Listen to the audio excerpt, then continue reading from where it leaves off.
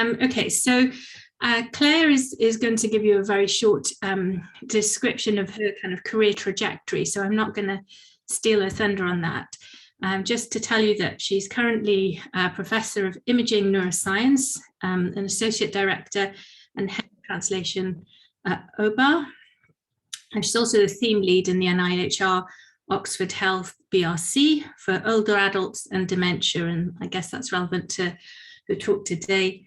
And she's head of the Translational Neuroimaging group. But I thought I'd share a little story about when I first met Claire. So I think this was in the early 2000s at OHBM in New York, Human Brain Mapping Conference. And she was talking me through her poster. And I was very rudely trying to get away because I desperately wanted to hear a talk by someone called Heidi Johansen Berg about diffusion, tensor imaging and tractography or something like that. So little did I realize that all of these people and techniques would become relevant in my next postdoc post, which was at FIMRIB in back here in Oxford, and that I would ultimately end up sharing an office with Claire for many years and collaborating and working with her when she was head of OCMR. And luckily, we became very good friends on Heidi's advice, and we still are. And it's an absolute pleasure to think that 20 years on, I'm introducing her at a departmental seminar. So very much looking forward to it, Claire, and over to you. Thank you so much, Kate. That was a lovely introduction. And to think that I started off thinking you just found me boring and I didn't have anything interesting to say to you. So yeah, it's very, very nice to be here today. Thank you very much for the invitation to come and tell you about the some work that we've been doing over the last 3 or 4 years to develop something called the Brain Health Clinic, which I'll tell you all about. But I was asked to start off by telling you a bit about my journey, about my career to date. And this is very unlike me being a list of words. I like doing slides and pictures, as you'll come to see, but it was hard to fit this many things into pictures. So I was brought up in the suburbs of Manchester, and I went to a state school in Salford. I went on to the University of Liverpool, where I did my degree in psychology, and I spent all of that time in Liverpool wondering when we were going to start talking about the brain, because that was what I was really interested in. But neuroscience didn't really feature very much in the curriculum back in those days. But I did have the opportunity as part of my degree to do a project, just like all undergraduates. And there was only one project on the list as far as I was concerned, and that was the one that was using this snazzy new imaging technique, MRI, in which we would be looking to measure the volume of the hippocampus and relate it to people's face recognition memory. So I jumped at that opportunity, and that was sort of the beginning of everything that came next, because I sort of fell in love with imaging and what we could do and what we could learn about the brain from that time onwards. Went on to do a PhD in Liverpool, where we were applying new imaging techniques to temporal lobe epilepsy. And I stayed there for 12 months after my PhD. I always tell people, I think it's a good idea, if you can, to stay for a little while you just sort of get used to the fact you've got a PhD before you move on. And then I moved down here to Oxford, where I was a postdoc on Tim Crow's program grant and applied all of the neuroimaging skills that I'd learned, and this time in psychosis. Sort of while I was doing that job, I became the head of neuroapplications at OCMR, the Oxford Centre for Clinical Magnetic Resonance Research. And through that role, I became part of the gang at FIMRIB and was sitting in the same office as Kate.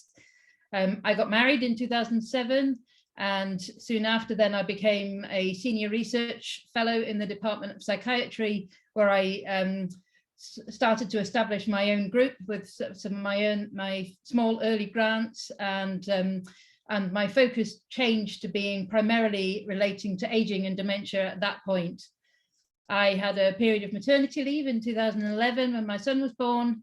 I became an associate professor in 2014 and then a full professor in 2016.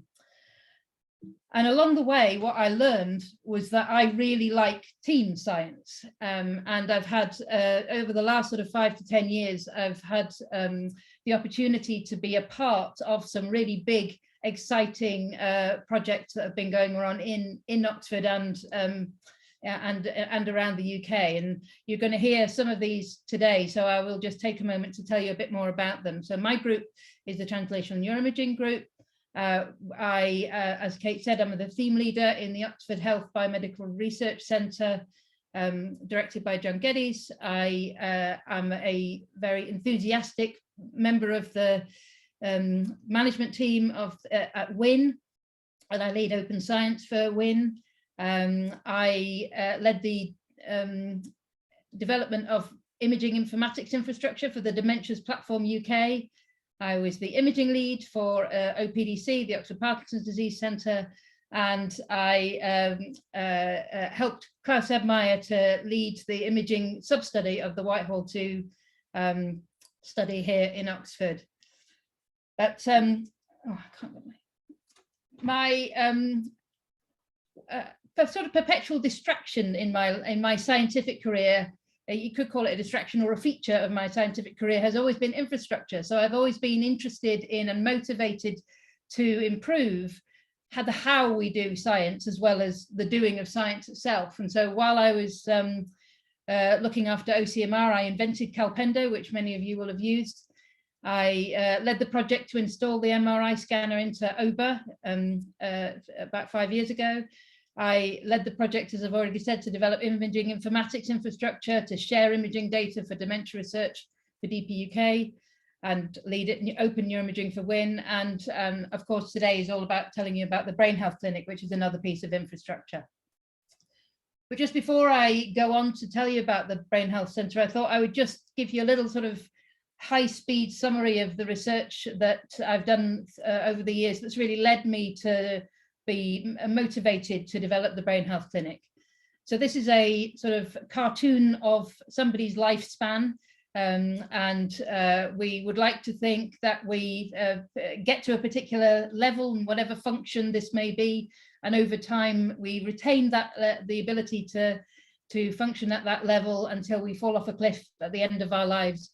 But of course, for most people, there is a deterioration in various cognitive and motor functions through the later years in life, and the variability that comes with that is very much part of normal aging.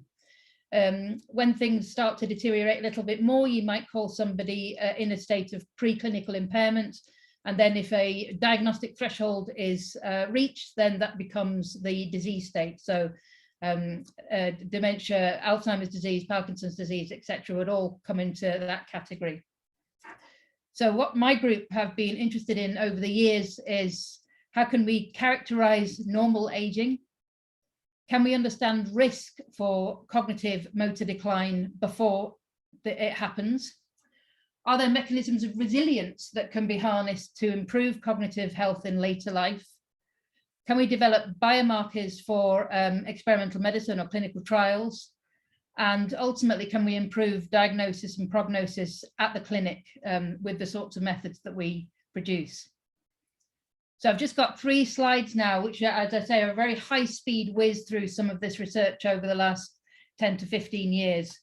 So for us, it really started with looking at APOE. APOE, apolipoprotein E, is a lipoprotein that has 3 variants in humans: E2, E3, and E4, and these are the epsilon 4 or E4 allele of APOE is the best known risk factor for sporadic late life Alzheimer's disease. So the little cartoon at the top there shows you that if you carry 1 allele of E4, you're at 3 to 4 times higher risk than average of developing Alzheimer's disease. And if you're a homozygote E4, then you're much higher risk of developing Alzheimer's disease. And on the other side of the coin is the epsilon 2 allele, which is actually protective of Alzheimer's disease. So you have a lower than average risk so this creates for us a really nice model for looking at risk in the general population, because these genes are not terribly rare. Back in 2000, in the late 2000 noughties, they're called now, aren't they? We discovered that using fMRI, we could see differences in the way that the brain was behaving according to your APOE genotype in young healthy adults. So this is decades before you're expecting any manifestation of cognitive impairment. And we spent the next few years sort of trying to understand this mechanism and probe it from different angles, and that's what you're seeing there. And this sort of ultimately culminated in the work that's now the subject of Sana Suri's fellowship, looking at cerebrovascular reactivity in people who are at risk of cognitive decline. And here's the APOE gang from a few years ago. Moving over to the OPDC, the Parkinson's disease work that we've been doing for the last decade, and this work, the grant was led by Richard Wade Martins. He's the overall PI, and the co-PI and the clinical lead for OPDC is Michelle Hu. We've worked together for many years, and I led the imaging bit of this, where we really sort of tried out a whole load of different novel imaging techniques along the way, trying them out as potential biomarkers, both for well, primarily for the experimental medicine. And they kind of came and went. There were some that we got excited about that didn't work out, and others that we're now thinking are more solid as potential biomarkers. And that work is now really the subject of is now being led by Johannes Klein as the subject of his grant applications to continue that work. And here's the PD gang from over the years. And then the third slide shows you, again, another big body of work, this time all part of the Whitehall 2 imaging sub-study, in which we're trying to understand how various lifestyle and other factors might influence cognitive aging. So going around the circle here, you can see work done by Anya Topiwala on alcohol, and we've looked at genetics and sleep and exercise and mood and cardiovascular risk factors and cognition and education, etc. And I've smattered around here some of the publications that have arisen from this work. There are actually many more that I ran out of time to put onto one slide. And again, so there's a nice picture of the gang from a few years ago. And again, there's quite a few, I think 4 or 5 of the members of this team have gone on to have independent fellowships and are making their career in this area. So for me, there was plenty of good stuff in relation to all of the looking at risks and resilience and aging and even biomarkers. But for me, I was always keen to see if we could push this research towards the clinic. I was always motivated to find out how I could make my research more directly beneficial to patients in the NHS, and frustrated by the chasm that existed between the fantastic stuff we're able to do in a research context and really the very poor assessments that were still being done, that are still being done in your typical memory clinic. And that was really what motivated the creation of the Brain Health Clinic. So the concept's really simple. It's an integrated clinical service and research infrastructure where we invite patients to come as part of their routine clinical care, and they receive high quality assessments as standard and research assessments as extras. And for me, that creates this ideal sort of clinical interface. And that tells you why I wanted to do it, but actually the world needs brain health clinics, not just me. The reason for that is that the memory clinic services, as I've already suggested, are really outdated. So the assessments that are typically done certainly in psychiatry-led memory clinics haven't really changed for 30 years, despite all of the advances that we've made in neuroscience. And particularly, they're not set up at all to deliver disease-modifying therapies. The newest generation of therapeutics for Alzheimer's disease are just starting to get interesting. The first one for several decades was licensed recently in the US, aducanumab, and it's still controversial at this point, but nevertheless, new treatments are coming, and our services are not well set up for being able to select the right people to go to either go into trials or indeed to go onto the therapeutics, start taking therapeutics. There's also growing evidence that lifestyle interventions are disease modifying now, and this figure on the right is it's a slightly odd figure, but nevertheless it shows you that these lifestyle indices or modifiable risk factors, if you were able to harness all of the modifiable risk factors and take them to your advantage, you could potentially reduce the incidence of Alzheimer's disease by as much as 40%, which is quite staggering when you think of the lack of therapeutics that's generally used in this area. On the research side, our dementia research, I think, is poorer for being generally carried out in selected research cohorts. That's all you can get access to for the most part. These research cohorts don't very well reflect the population of people with dementia, and therefore, even when we get excited about potential new biomarkers, they might not actually be relevant to the general population at large. And the clinical trials that are so badly needed are really hampered by the lack of infrastructure. And again, that's about access to the right patients to go into the right trials at the right time.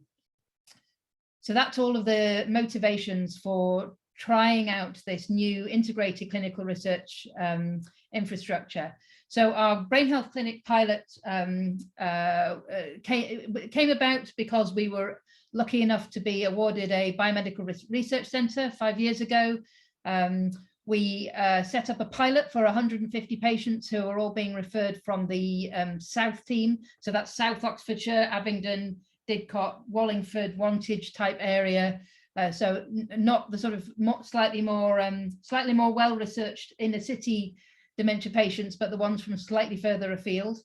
And the pilot was to test the feasibility. Can we make it work? Can we get all of the things in place, the agreements, the IT, the ethics, etc.? We wanted to have a look at the proportion and patient and profile of patients who are able to attend the brain health clinic, the proportion and profile of patients who consent to research while they're in the brain health clinic. We are monitoring the patient and carer experience as well as the clinician experience. And we're measuring some early indices of the cost so that we can figure out how we can scale and sustain this sort of infrastructure. So this is what happens at the moment. If you go to your GP concerned about your memory, you will be referred. If your GP deems it appropriate, you'll be referred into the memory clinic services, at which point your referral letter will be looked at, and a duty psychiatrist would decide whether or not you would it would be useful for you to go and have a scan. And almost always that's a CT scan at the moment. So the patient would go and have their CT scan en route to their memory clinic appointments. The radiologist would read that scan, the patients would attend the clinic, and then they'd either be diagnosed and discharged or they might be followed up. So we wanted to work with the service as it is at the moment and disrupt it as little as possible for this pilot.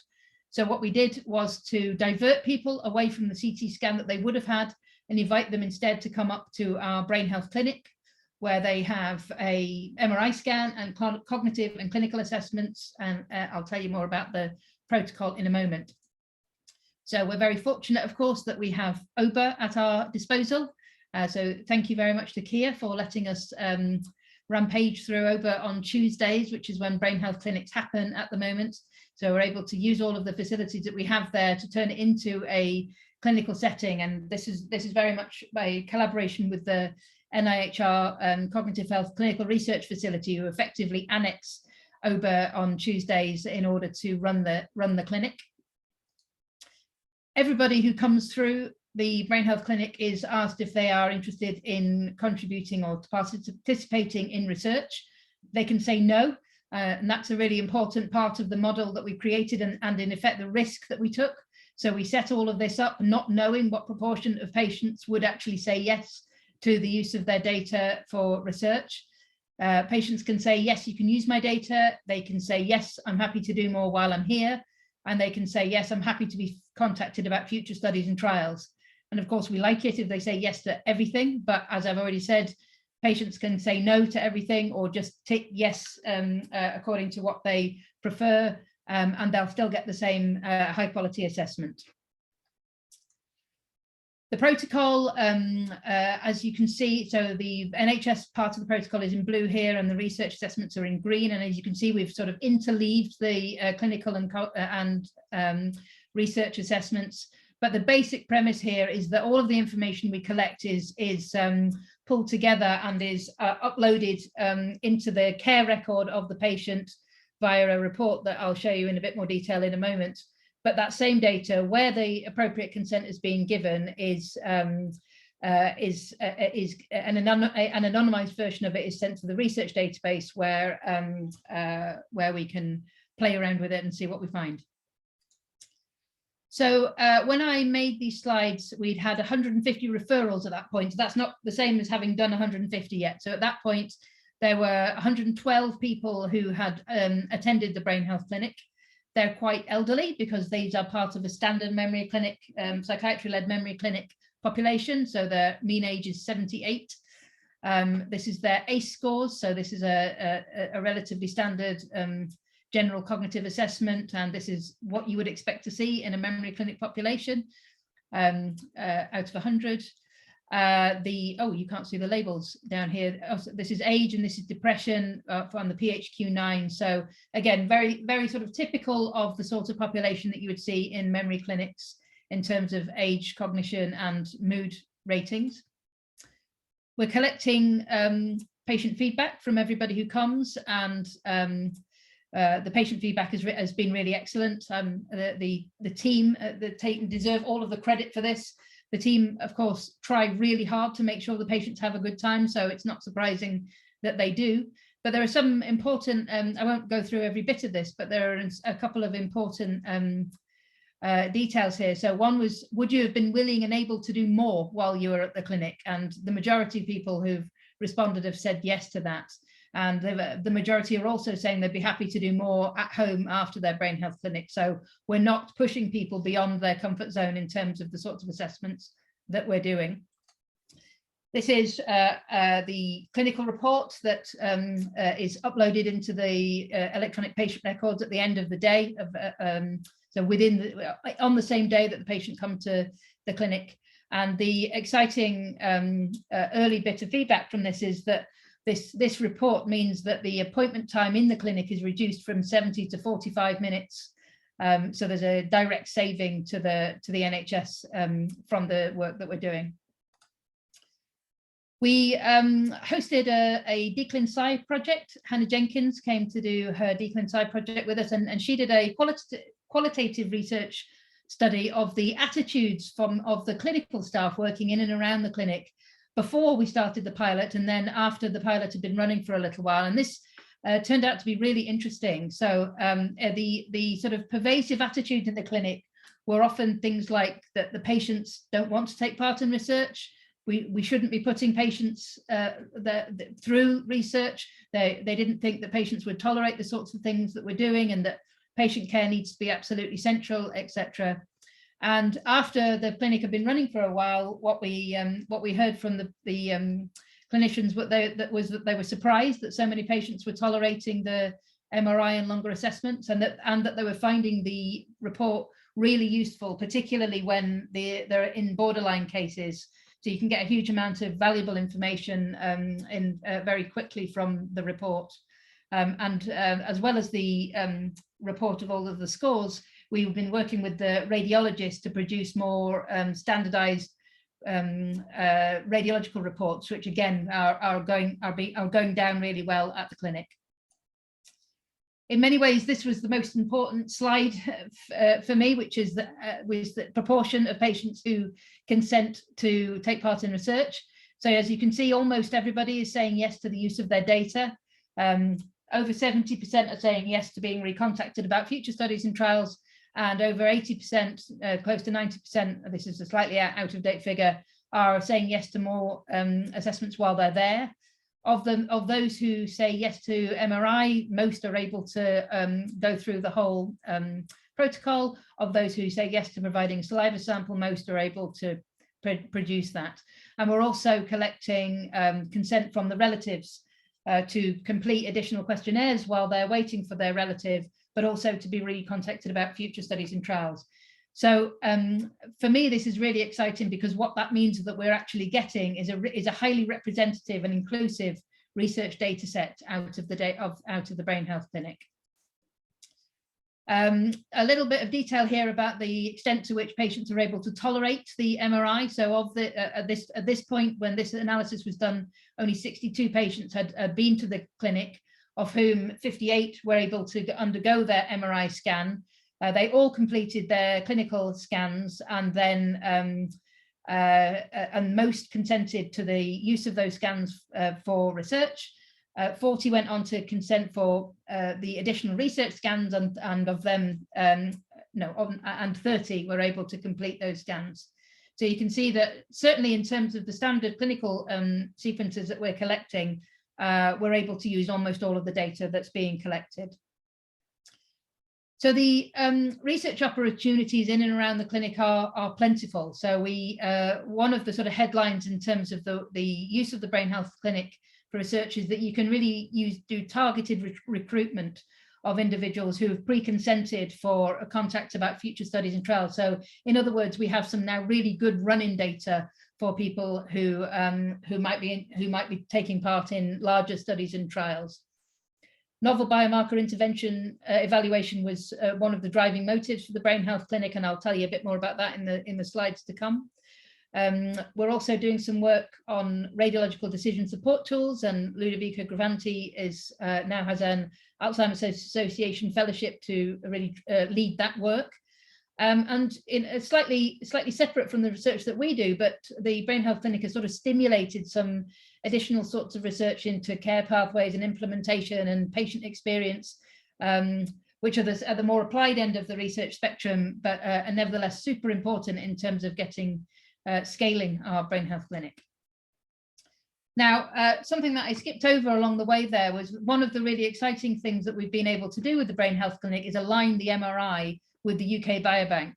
Now, I'm expecting that most of you have heard of the UK Biobank imaging project, but in case there are any that haven't, this is the largest, I'm pretty sure it's the largest imaging project in the world. There's a plan to scan 100,000 people with these pretty high-end, but nevertheless sort of slimmed down MR techniques, neuro MR techniques. These people are also having cardiac imaging and other sorts of imaging at the same time. 10,000 are going to be called back for repeat imaging, and there already 50,000 people have been scanned, and a few have already been through, I say a few, a couple of thousand at least have already been repeat scanned as part of their UK Biobank participation. So this is the general population. These are people who are invited to be part of Biobank via their GP records, and they're part of the full Biobank is 500,000 people. The really amazing work that's been done by Steve and Carla over the last few years is to develop automated image analysis pipelines so that imaging-derived phenotypes, more than 1,500 imaging-derived phenotypes are automatically extracted from these brain images that are, because when you're dealing at this sort of scale, you can no longer do individual manual intervention type image analysis.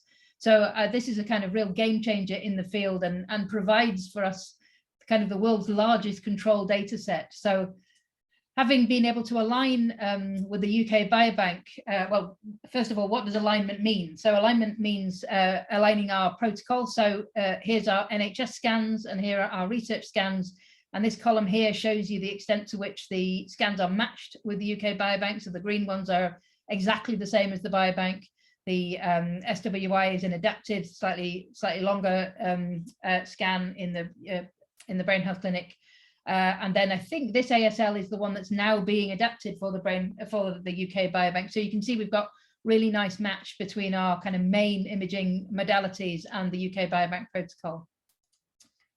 So those pipelines that have been so carefully developed over the years, primarily by Fidel, are now being adapted so that they work in our Brain Health Clinic patients. So these patients often have brains that are, well, they're generally older and have some evidence of disease and some atrophy and quite a lot of white matter hyperintensity. So Ludo Grafanti again is leading the work to adapt the pipelines so that they will work for Brain Health Clinic patients. And then comes the exciting bit, really, which is the translation of the sorts of things that you can learn from population level imaging alongside all of the other health and lifestyle characteristics that are being collected in the UK Biobank, how you can sort of harness that big data analytics and start to apply it at the single subject level. And so I don't know how easily you can see these, a little bit small, but the yellow zone here is it's what we call a nomogram. So that's kind of the The middle of that is the 50th centile of all of the individuals. I think 40,000 people make up this nomogram. In terms of the hippocampal volume, and this is women at the top and men at the bottom, and you can see that the red dots are our brain health clinic patients that are plotted on top of this nomogram. And of the ones who are inside the age range, you can see that they're kind of as you would expect on the low, below the 50th centile in almost all cases. But you can also see there's a bit of a problem, which is that our brain health clinic patients are older than the oldest people within the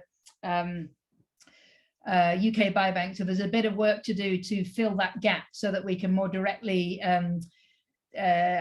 harness the power of the UK Biobank for the individuals in our clinic. One of the ways that we're planning to do that is via this study called BIRAX. This is led by Heidi and myself with collaborators in Tel Aviv. Prof. Yaniv Asaf is the PI in Jerusalem, in Israel. And this is a collaboration which is all about collecting microstructural imaging data, and Yaniv is perfectly happy with us, for us, to use this opportunity to collect the oldest old. And so we're going to be trying to campaign for getting some over 80s into imaging research via a campaign that we're calling the You're Never Too Old campaign.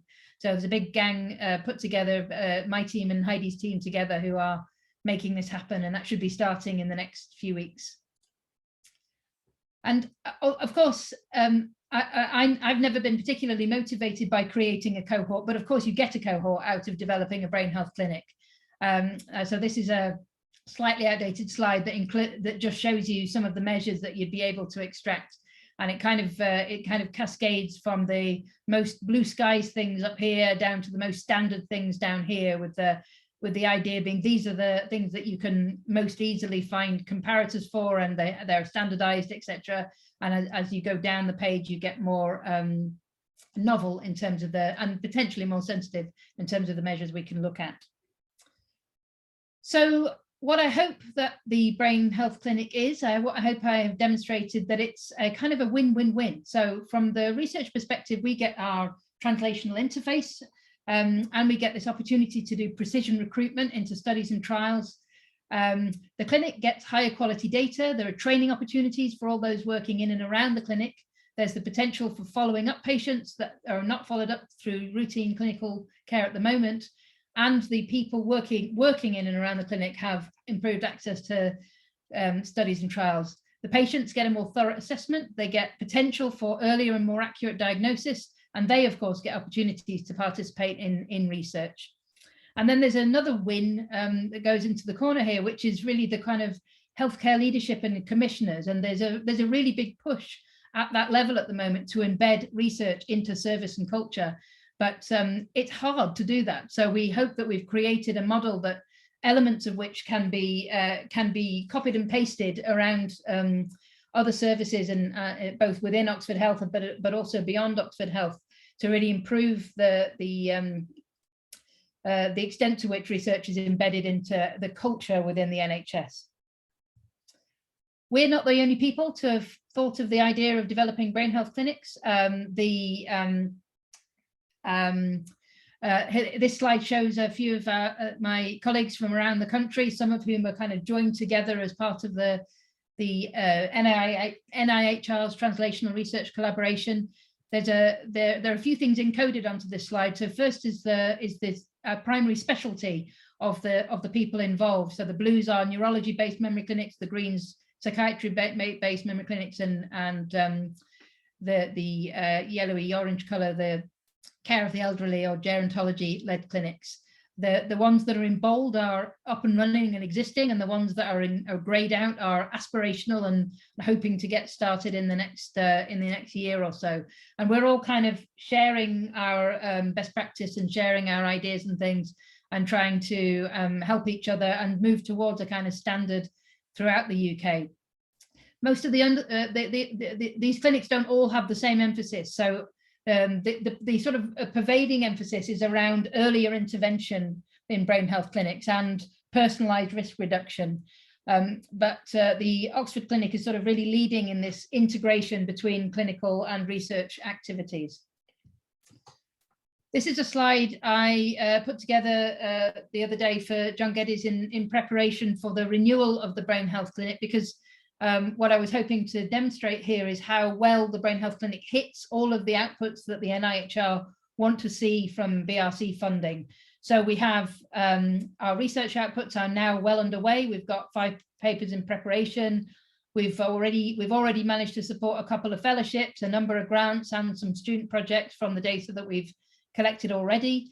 We have a health economics project underway with the Health Economics Research Group here in Oxford. We've had PPI, patient public involvement, strongly throughout the whole process of developing the Brain Health Clinic, and we see that as a really core part of what we do. We're hoping that we're hitting the levelling up agenda by spreading out the nature of spreading these clinics around the country. And we've just started some policy engagement work with the Alzheimer's Research UK charity, and we're also just starting some industry engagement work with Biogen, who are the developers of the aducanumab, which I mentioned a little while ago, and who see massive benefits of the Brain Health Clinic model. The other way that I hope that this infrastructure sort of ticks the box is that it's very squarely aligned with the government's life sciences vision document, which is all about the alignment of research with service, and also industry engagement. So I'm hoping that this is we can use this as a good example of that sort of thing.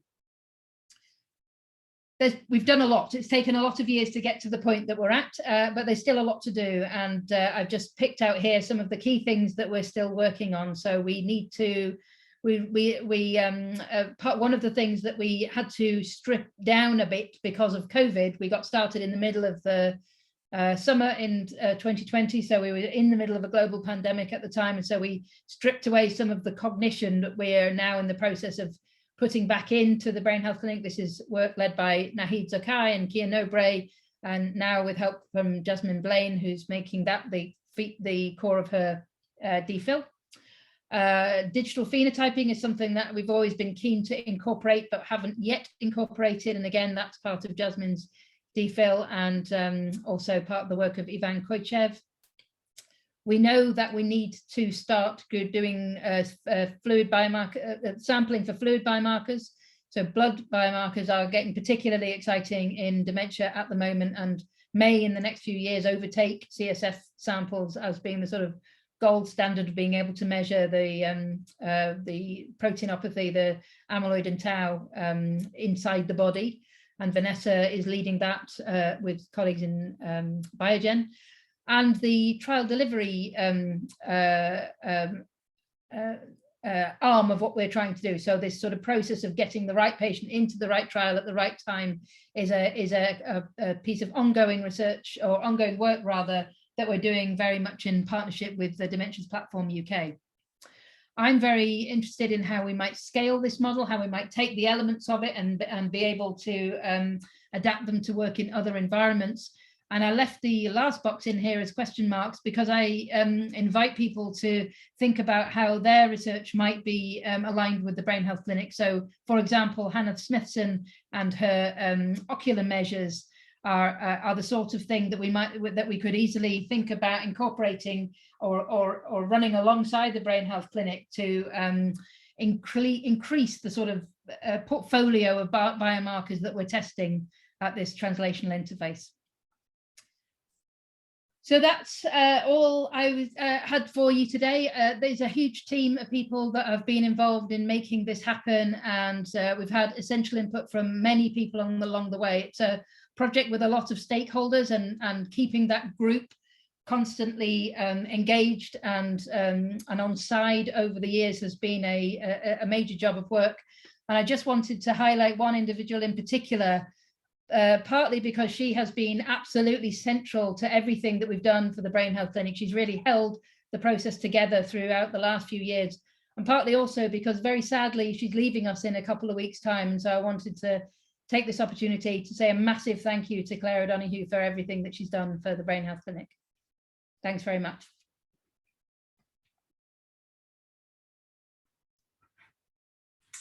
Thanks, Claire. Also worth reminding people that Claire was an undergraduate in this. Oh, yes, alumni, of course. Many years. So great to see what she's done.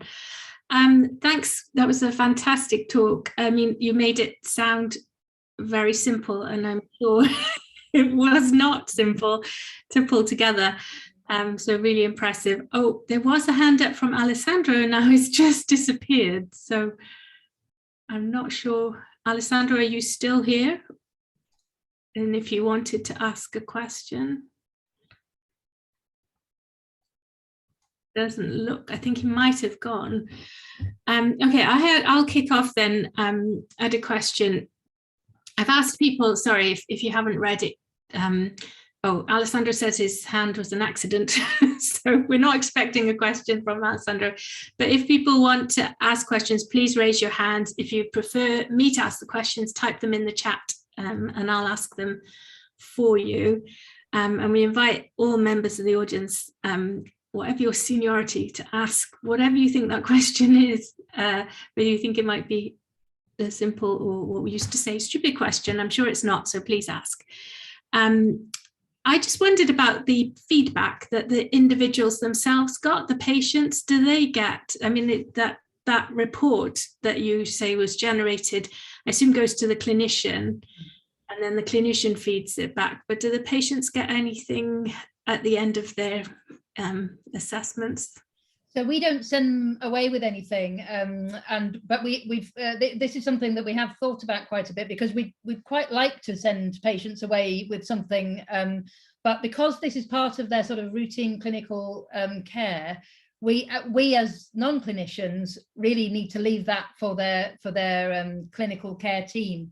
So, you know, patients are obviously very heterogeneous, and how that information will be received is something that's kind of part of the clinical decision making that happens at the memory clinic itself. So we don't give patients anything, but we are as I say, we are interested in the in sort of exploring what feedback patients might like to get and what form that would take. Yeah, and I think it's always tricky. I can imagine it sounds like the clinical information is best left in the hands of the clinicians to deliver. What about the research? Do people want to know, how did they do, or how did my husband or wife do on the research things? That's another difficult one. Yeah, I mean, I'm sure that everybody who does research on patients, or indeed any human beings, knows that people often want to know how they've done, and like with everybody else, you kind of have to handle that quite carefully and say that, you know, well, we can't tell until we've done the analysis, and I'm sure you've done fine, and we don't give out any kind of qualitative feedback about that for exactly the reasons we just described. Yeah, sure. Okay, Hannah Smithson has a hand up, so I'll hand it. Hello. It's a naive question, really, but I was wondering about the initial referral and what sort of range of impairments you get referred, and obviously there's sort of thresholding from the participant themselves, potentially thresholding from their family, etc., saying something's changed here, but also there's thresholding by the GPs in that referral process, and I've just wondered how you balanced all those things. Yeah, and then by the triaging psychiatrist at the next stage. So that's not a naive question at all. It's a really important question, and not one that's terribly easy to answer, but it's actually something we've been trying to systematize, at least for the last stage of that, because as you would predict, people who present for memory clinics represent actually quite a wide range of levels of impairment. So and exactly as you said, there are effectively triage points at the level of the individual, their family, their GP, etc. And so the people that end up in clinic are the people who end up in clinic, and it's not necessarily ever going to be all of the people with the same symptoms, but that's the nature of the clinical service. one of the things that we are asking ourselves sort of actively at the moment is who this service is most beneficial for, because there are people who are a bit further on in their dementia trajectory, if you like, they're more impaired. And for those individuals, having these additional assessments won't help very much in terms of the diagnosis, because the clinician will really already have all the information that they need in order to make that diagnosis. So it's so figuring out how to do that triage. And in fact, all of those memory clinics, brain health clinics that I showed you around the country, we when we put our heads together recently, we realized that what all of those clinics have at their core is somebody who is doing that triage process in using their own expertise, but in a way that isn't yet written down anywhere. So so it's, as I say, that's not at all a naive question. It's actually a kind of an area of active figuring out for all of us. In terms of the patients who we would most like to be seeing from a research perspective, we for most of the research that's going on, that would be probably at the MCI stage, the mild cognitive impairment stage, or even slightly before that. So as people are demonstrating their very earliest stages of cognitive decline is when you would ideally want your biomarkers to be sensitive. But those are not necessarily, you know, some of the people that turn up in memory clinic are those people, but they're not all in that category. Some would be beyond that. Can I just ask a follow-up, Kate? Is that right?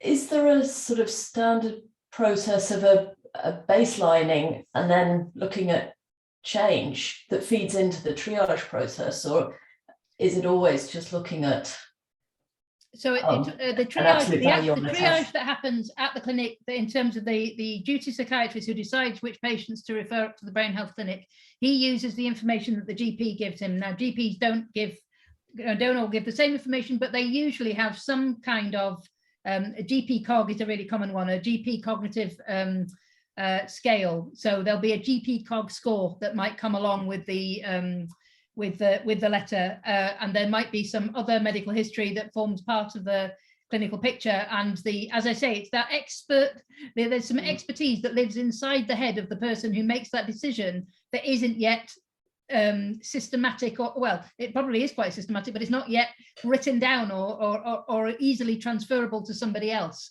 So so there are all sorts of measures that get used, but unfortunately GPs don't all use the same measure, and that's the point at which the people are coming into the process. Yeah, that's really helpful. Thanks. So there's a sort of a question related to the first of Hannah's questions from Paul White. Paul, are you here and do you want to ask it, or shall I ask it? I'm happy to ask the question. So my question is, what do you think is the future for early detection of neurodegeneration to allow earlier intervention, and what role will brain health centres play? So thanks very much, Paul. That's a great question. So I think that brain health clinics set a new standard for the sorts of assessments that patients should get at the point at which they become concerned about their memory. This is the point of entry into secondary care. So that is one way of which at which you get people with the right sorts of symptoms at the right at a point when you can intervene in any way. Brain health clinics, as I said, the other clinics around the country have slightly different sort of primary drivers, some of which are earlier. And so for some people, they are effectively campaigning with GPs to get people to get GPs to send patients across earlier. GPs effectively act as a gateway, and in fact, GPs are looking to reduce the burden on secondary care services where they can. So there's the potential for effectively a campaign of encouraging GPs to send people to brain health clinics earlier. And in that case, the brain health clinic becomes a place where you're doing that kind of personalized risk prediction, risk reduction technique. So with the person, somebody who comes along a little bit earlier, you might be able to put together a package of things based on those lifestyle interventions that might stave off cognitive impairment for longer. I think this will probably sit alongside the slightly more widespread population level screening type endeavors that are also being talked about at the moment, that you'll know, as well, Paul. It's where you might be looking to screen people based on GP records and send people for sort of even more streamlined and online type assessments in order to identify people who are at risk but not yet showing any symptoms. That's a slightly different set of people that you would see in that case. Great, thanks. We've got a question from Matthew Rushworth. Matthew. I wasn't quite clear how long it would take somebody to do the analysis of something like the hippocampal volume measurements that you were showing just now. And I sort of wondered what sort of limit that imposed on how many measurements you could take, or how easy it would be for another clinic to take on this type of, to deliver something similar in another setting somewhere else. So, so Matthew, the image analysis is not currently part of the clinical report. So at the moment, the imaging results are derived via the neuroradiologist. So we've been working with the neuroradiologist to incorporate some more systematic evaluations in terms of how they do their reporting. And Ludo's fellowship is all about then incorporating into that the more quantitative techniques that's the kind of the ultimate aim, to get those being used systematically. But I guess ultimately, you know, those are, if we're able to adapt the UK Biobank pipelines such that they work fairly seamlessly, then you could imagine a kind of upload, it churns away for a bit, and then the results come back in a pretty short amount of time. But as I say, we're effectively taking baby steps towards that at the moment. Can I ask a sort of practical question about the people who don't complete the scans, and why, and whether there are ways we can improve that ability to acquire data? So do you mean the proportion that say they're happy to do the additional scans and then don't manage to complete them? So I think that that's our team are very sort of patient centric, and so they're kind of always asking the patient, have you had enough? Do you want to get out now? So the non-completion rate is because we're taking great care to make sure that the patients are comfortable and we're not overdoing it. You know, but as you saw from some of what I showed there, the pervading attitude within the clinic is that patients can't tolerate this, and so we're being very, very gentle with them. Once the patients are in the scanner, obviously you've overcome most of the hurdles by that point, and so the non-completion might mean that they didn't do one sequence at the end. It doesn't mean they didn't do anything additional. Oh, right, okay, yeah. And my dad had a scan earlier this year. It was horrendous, and it made me really, now thinks I'm a really cruel person. I can't believe you do that. Anyway, I have a bigger question actually, which is what do you think is the biggest or major barrier to being able to do this and sort of implement this in another setting or for another group of people with different? Yeah, thanks. That's a great question. There are some really annoying barriers that took us a long time to overcome, and they're all the usual things like IT infrastructure, getting firewalls, getting the information governance sorted out. The ethics model was quite complex and took us quite a while to get right. But really, the challenge is the stakeholder engagement. You have to kind of constantly be engaging with the stakeholders. You need the patients to be happy, the clinicians to be happy, the people who are paying for their service to be happy. You need the researchers to be happy. You need your head of department to be happy. And we kind of go around that loop constantly with people going, yeah, but does it do this? And yeah, but does it do that? So it's kind of holding it together. We're sitting on a boundary. We're sitting on a boundary between a clinical service and research, and therefore the outputs, the outcomes, aren't always obvious to either side of that fence. And so there's a kind of constant challenge in persuading people that of the benefits of the benefits to everybody of this, which is a bit different from how they're used to working. So yeah, I'd say that's the major challenge, and that the IT and the IG and the ethics are definitely modules that we've got a solution to that now, and that could quite easily be copied and pasted. In fact, we've sent out our ethics model to many people already. Those things are kind of, we've done the work and we can replicate it over and over. The stakeholder engagement is constant and would need to be done each time to persuade people that it's the right thing to do. And then, like with your open science hat on, I imagine this data is up for sharing. Yeah, I should have said that. I missed that bit out. So yes, the research where people have consented for the use of their data for research, we have our own database, and that's where it's sitting at the moment. But its ultimate destination is the Dementias Platform UK data sharing platform, it won't be long before we actually put a data freeze up there for anyone to use. But within Oxford, then we're open to for collaboration straight away. And yeah, of course, the idea is for the data to be shared and to be made as useful as it can be. So if people wanted to get in touch with you, they can. Yeah. That's how to get access to the data. Yeah. Yeah, and then I guess there's a longitudinal element that would also kind of need some. Yeah, so the longitudinal element, there isn't actually a second, there isn't a follow-up sort of assessment at this point, but there's a kind of baked in longitudinal element, because when we assess people, we don't yet know what the diagnoses are. So they're obviously en route to their memory clinic appointment. So we find out later what diagnosis people will get. And of course, some of them will be MCI, in which case we'll find out later again. So we'll, in the end, have a bank of baseline assessments, and then a diagnosis at some point or not further down the line. Great, yeah. Well, it sounds like an amazing resource, and also not just for the data itself, but for the infrastructure that could be, sounds like copied and pasted into some disorders. Okay, any other questions?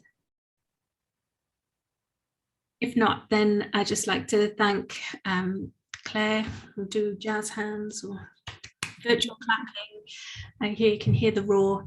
Yeah, thanks very much. It was a great talk, and yeah, lots of nice comments coming in. Thanks, everyone. Thanks, everybody. Thanks, Kate.